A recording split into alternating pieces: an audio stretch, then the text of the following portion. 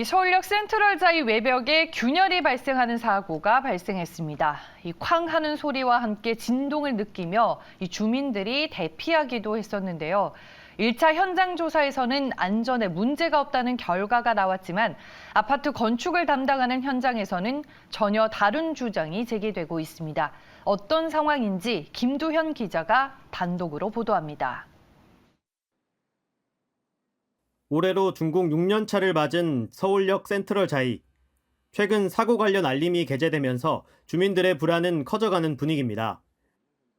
게시물 내용을 보면 지난 20일 오후 5시 30분쯤 서울역 센트럴자이 아파트 한 동에서 큰 소음과 진동이 발생하면서 주민들이 대피하는 소동이 일어났다라고 기재돼 있습니다. 필로티 구조로 이루어진 단지인데 기둥 한쪽 대리석이 떨어져 나갔고 내부에는 콘크리트가 붕괴되면서 내부 철근까지 휘어진 것입니다. 바로 옆 다른 필로티 기둥과 비교해봐도 콘크리트에 큰 균열이 가면서 내부에 있는 철근까지 밖으로 드러난 것입니다. 이에 대해 시공사인 GS건설과 서울시는 1차 현장 조사 결과 비내력벽에서 발생한 문제라고 설명했습니다. 비내력벽은 건물의 하중을 받지 않은 벽체인데 하중을 받지 않는 곳이 사고가 발생했기 때문에 안전에 문제가 없다는 것입니다. 하지만 아파트를 시공하는 현장에서는 균열이 난 기둥이 비내력벽이 아닌 필로티 기둥이라는 주장이 제기됐습니다. 하중을 받는 필로티 기둥이라는 설명인데 일반적으로 비내력벽에는 콘크리트와 철근으로 시공을 하지 않는다는 게 그 이유입니다. 한 대형 건설사 건축시공 관계자는 통상 비내력벽은 벽돌과 같은 자재로 시공을 하는 게 일반적이라며 골조가 들어간 경우는 필로티 기둥일 가능성이 크다고 말했습니다.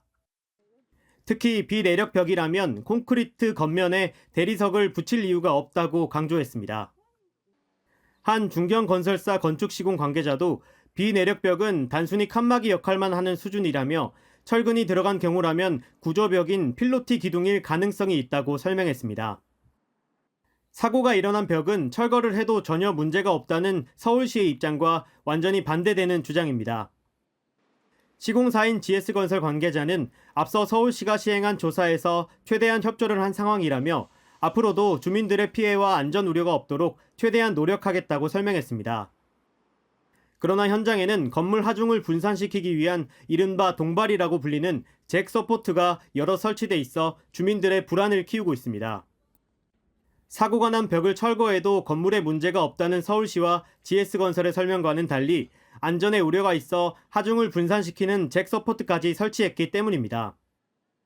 당장은 붕괴 위험이 없다는 임시 결론이 나온 가운데 정밀 안전진단은 오는 28일 해당 단지에 임시회의를 거쳐 업체를 선정한 후 실시될 것으로 예상됩니다. 매일경제TV 김두현입니다.